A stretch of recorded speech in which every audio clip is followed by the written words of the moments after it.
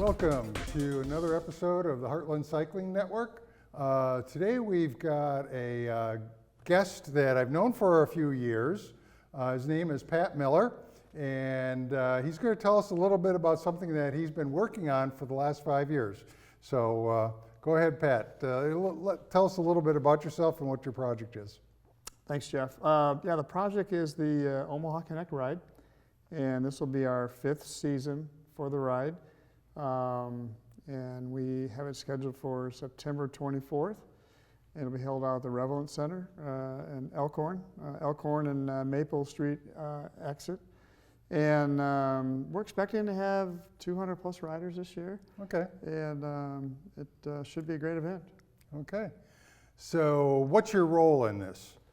My role is really working with John Reimer, the local Heartland director of CBMC is the organization, the ministry. Okay. They're a global ministry, and there's a chapter here in Omaha and Lincoln. And I work with John to coordinate the ride and work out a lot of the details. We form a committee to help do all the work to put together the ride. And but it takes a lot of planning, and there's a lot of details that go into it. Yeah, I know a little bit about this because I have been involved in the Connect ride for a few years now. Tell us, why is the word Connect in there? You know, I think we wanted to come up with a name, Jeff, that really, if you look at our theme, it's cycling, connect, and community. And we really want to try to bring people together in a way to provide a ride that is not only a lot of fun, but can, I think, inspire people as well. We work hard at finding the right kind of speaker. Oh, okay. That's what's unique to our ride, is we actually have a inspirational speaker that comes and shares a really good message, and that's part of it as well. Okay. Well, tell us about those speakers. I mean, this is the 5th year, so who is the speaker this year? The speaker this year is, his name is Josh Dotzler. He is a CEO of Abide Ministry here in Omaha, former Creighton basketball player, and he just has a great message to share about his story with his faith and what he's doing today to really help lead Abide Ministries. Yeah, well, and I know that he was involved at Creighton in sports, and yeah. He had some, let's say an injury that basically sort of ended his participation there, and I think he's got an interesting take on how to talk about that. So. Yeah, I'm excited. Looking forward to this talk. But other speakers that the ride has had, can you sort of recap some of those? You know, we've had from local people, Lincoln Murdoch. He's a local triathlete that is nationally ranked. He has a great story. We've had we had a woman that came 3 years ago. She was she was a Paralympic. Mm-hmm. And Jamie Whitmore. Jamie Whitmore, thank you.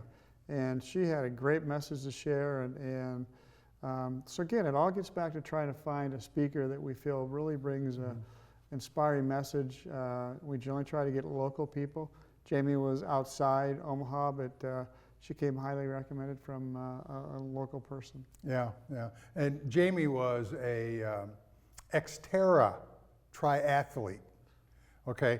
That's somebody that does triathlons and doing mountain bike racing. So that was the thing that really set her apart. But her injury, or actually she ended up having cancer, and that's what changed her to a para-Olympian, because she's actually paralyzed on her left leg, and she's still out riding now. Yeah. She's going all over the world. I mean, it's just amazing. So. Yeah, she brought a great message, and she basically, her left leg is like you mentioned, paralyzed, and she has to lift it onto the bike. She has a device that she uses to do the riding. So she was a lot of fun, and she on Sunday she spoke to a couple different churches while she was here and shared a message. So yeah, we're excited about Josh. He's got a great following here locally with Abide, and we're hopeful that we can tap into that network and the churches that he is associated with. I hope we can get the word out as far as the bike ride. Okay, well, that's good. Yeah, I know there's a lot of cyclists that are out there that are connected with various churches throughout the area. So, I mean, that's good. But tell us about the ride that we're going to be doing this year, that you're going to be doing this year. Yeah, we have, this year we're going to have 2 routes. We're going to have a 25-mile and a 50-mile route. Again, it will start at the Revelin Center. We're going to, this year, kind of do a little different. We're going to have the 50-mile route actually come and hear the speaker first earlier and then leave earlier. Everybody will be checking in between 6:15 and 7, and then the speaker will go, and then we're going to have them all leave around 7:30. And then the 25-mile route will actually leave. They'll come in and check in between 7:15 and 8, have the speaker, and then be on the road at 8:30. The goal is to get everybody back at the same time because we want to make sure we have some time for community together. We have pancakes we'll be serving afterwards, so there's all-you-can-eat pancakes, and so it should be a fun. You know, we moved it. It's normally in August. This year we moved it to September, so we're really hoping and praying that we'll have a really beautiful early fall day. That as the riders all come back from the different routes, hopefully the weather permit, we can have all the tables outside. The riders will be coming back and can be cheered on. KGBI will be there radio-wise, playing music and providing that. So it usually really has a really good. You feed people before too. We do, yeah. We have. And then on the route. Hy-Vee has been a great sponsor for us, providing donuts and bagels and bananas and all that. And then we have SAG stops on the route. We'll have 3 different SAG stops that will have a variety of snacks and liquids and energy food for people to get through the ride, and drinks as well. Mm-hmm. I know personally I'm going to be doing, let's say, some rolling SAG support. So if there is somebody that needs some help too, there is some support while you're out there. So I mean, if you have a flat tire or some other issue that we can maybe take care of, we'll do that. If you just need a ride back because there's no way that you can continue, we'll do that too. Yeah, and we have local bike shops that are going to support us in that, and so that'll be professionally done, and before the race they'll be there to help look at your bike, air your tires up if you need, and just make sure you're set to go. Okay, that's great. So give me a little background on yourself and what motivates you in cycling. I was looking for something different for exercise for me. I've always been a runner, and I just was getting kind of beat up my knees, and so I started, this probably would have been a few years ago. I did a triathlon, and it was, swam 500 yards or 900 yards, and then biked 22 miles and ran a 10K. And so I kind of got hooked in, and I did the biking there, and there's a lot of great trails in the Omaha area you can ride, and so it's a really good thing to do just as an individual, but there's also a lot of great biking clubs in Omaha that you can ride with groups of people as well, and so it's really helped kind of give me some outlets in that respect. Okay. Tell us a little bit more about the connection with CBMC. What does CBMC actually stand for?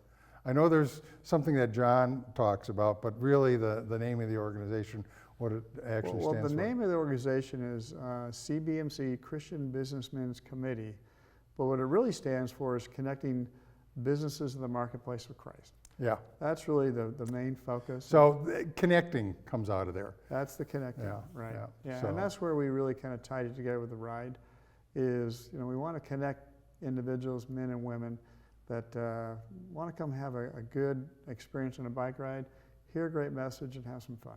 Yep. Okay. Well, I noticed that you brought a couple of flyers here. I've seen some signs out there with things about the Connect ride on the trails while I've been out riding. Yes. So that's popping up. More people will probably see some of those. Yep. And maybe some of these flyers will be at some of the kiosks that you can maybe pick up as well. So, or at some of the bike shops. That's another place that I know that you've actually distributed some of those as well. Yeah, no, we put a lot of signs up. That's a big area for us to promote the ride. And we do a lot of email blasts to former riders. And so we've got a good database people go to. But the brochure is a really good way. And one thing I want to mention too is this year we actually lower the price. Okay. to $45. And with that comes a long sleeve dry t-shirt, a really nice shirt, plus the speaker, plus the pancake. So Yeah, plus all the support and the food support, and the everything. SAG, Yeah. everything, yeah. So we really are trying to really bring a strong value for $45. Mm-hmm. Yeah, okay. And it does help a little bit in supporting, because, it does cost money to put on a ride like this. Yeah. I mean, there's expenses that you've got to, cover. Yeah. So, I mean, obviously the pancakes are one of the big things, the food items, Yeah. and that's not all donated, so you Right. have to cover that. And of course, the shirts themselves, and it's not just, a t-shirt that you get at some of the other rides. This is what Right. they call a dry tee, so it's a wicking kind of shirt. So Very high quality. yeah. No, and we wanted to do something unique, and that's always been kind of the theme.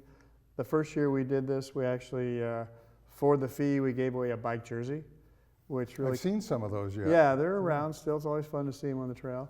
But this year we just wanted to try to keep the price down, try to gain more market with that, and so we'll see. I mean, every year we look at it, we tweak what we need to do. We have a survey we send out afterwards to try to learn about what we did right or what we did wrong, and how we can always improve. Where can people take and go on the web to take and find out more about the Omaha Connect Ride? It's pretty simple. Just go to omahaconnectride.com, and there's a web page, and you can click on 2022 ride info, and it'll take you to the registration page. We also are looking for corporate sponsors.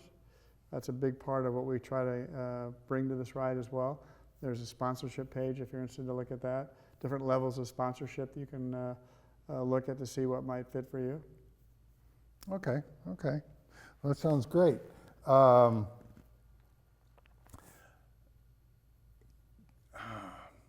would I phrase this? This is a question. I mean, what we'd like to do is say, okay, can you take and give us like a 30-second elevator speech?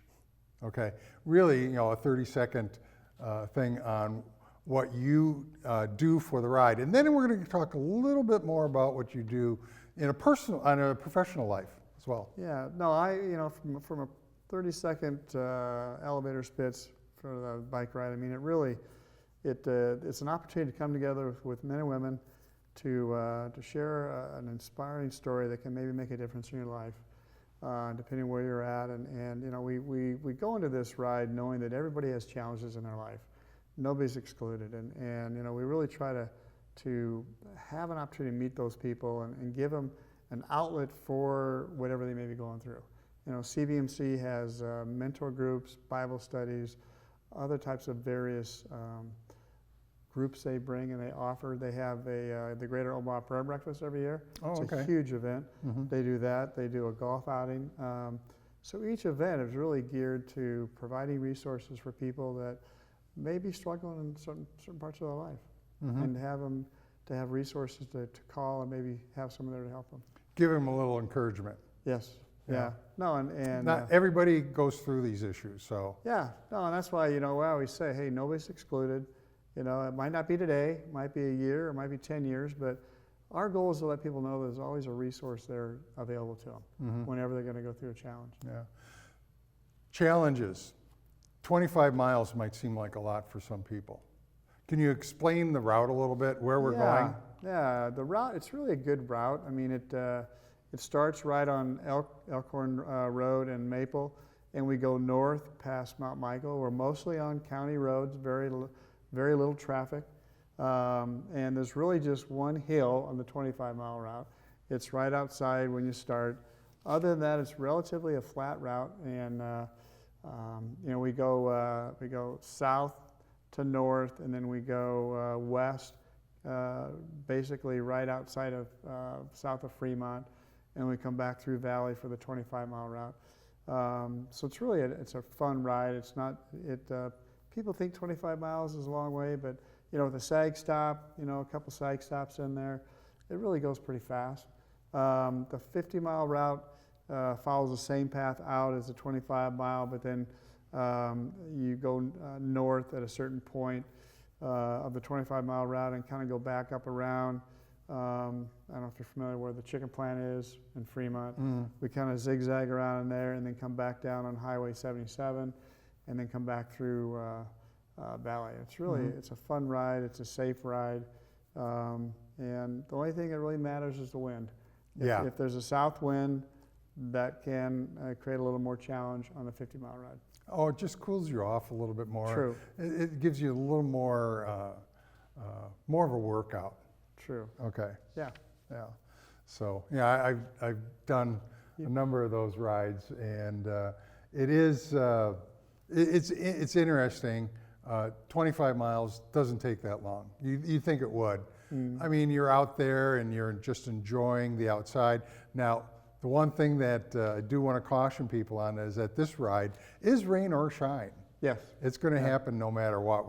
We don't have a date that we're going to postpone it. And you'll find that out with any of the other rides that have gone on in the local area. That's just the way it is. So just a little bit on how this ride, I mean, you've got other rides that I've talked with people on.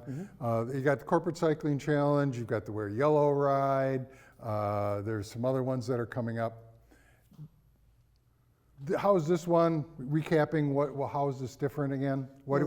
Just say, what do we do in terms of the schedule? Yeah, I mean, there's a lot of great rides in Omaha, and I think that's one of the reasons why we moved it from August to September, because there were so many rides in August.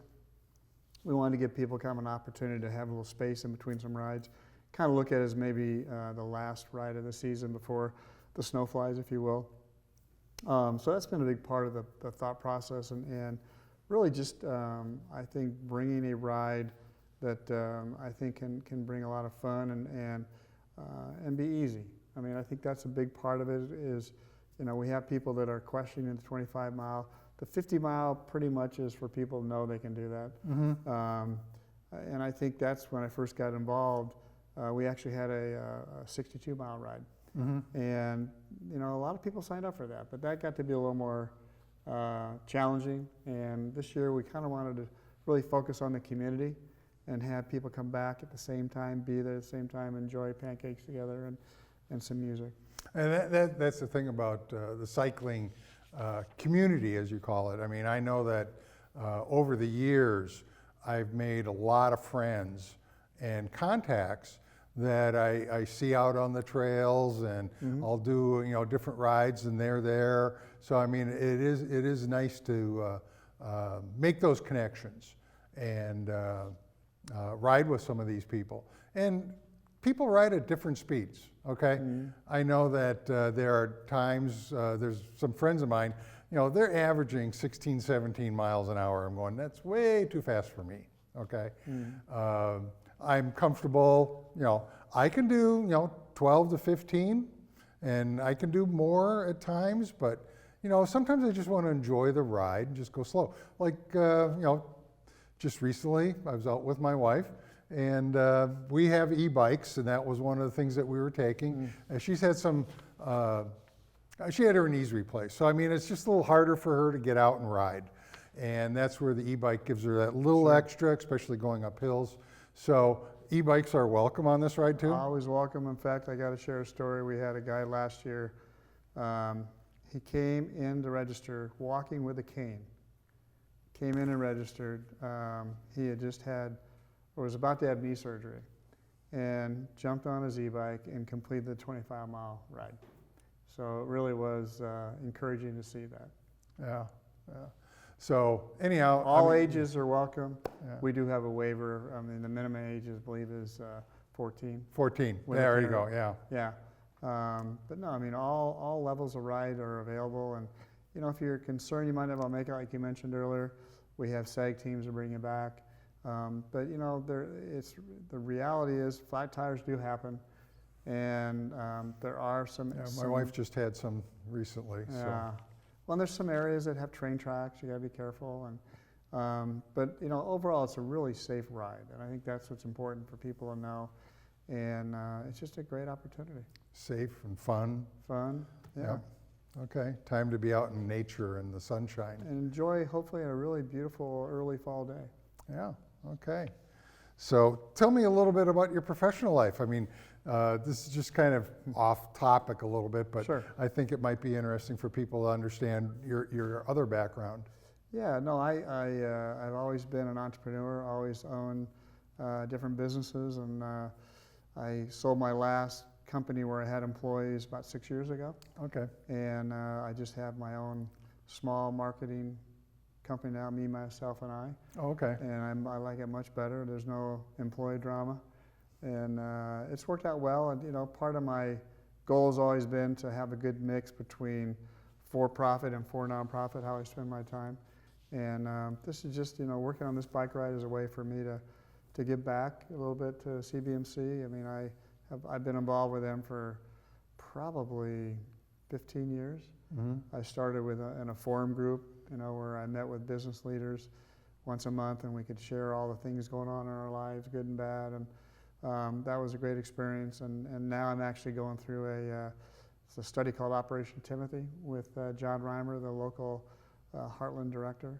And that's a great study to help prepare me as a disciple of spreading the word of Jesus Christ. Okay, okay. Back to the ride. I just thought of something Okay. else. What type of bike should somebody ride, use on the Omaha Connect ride?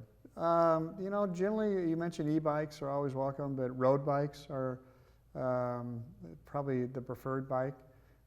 Some people, the hybrids are good bikes. Occasionally fat tire bikes, but you don't see many of those. I mean, you got to be in good shape to ride a fat tire on pavement. Well, anywhere really. People ride those bikes are always, Yeah. I'm amazed by them. I do have a fat tire. I know bike, you do. Yeah. Yeah. So I think road bike is really the preferred bike. Hybrids are good. But it's all pavement, so we're not dealing with gravel. No gravel. No, Okay. it's all good county roads. Again, not very well traveled, so you pretty much have the road to yourself. And again, with the sag stops spread out strategically along the route. And there's also, convenient marts. If you don't want to stop at the sag, you can keep going. There'll be a convenient mart along the way to grab a restroom or a drink or something to eat. Okay. Yeah. Okay. Well, I would think that people that are on even mountain bikes could do this. I mean, mountain bikes, a lot of times people talk about them as being a very all-around kind of bike. There's other ones that are out there that are like multi-sport bikes. I mean, they're not geared to go fast, but they're capable of doing just about anything. I mean, if you've got a bicycle that's got 2, 3, or even 4 wheels, I mean, I've seen quads out there. Yeah.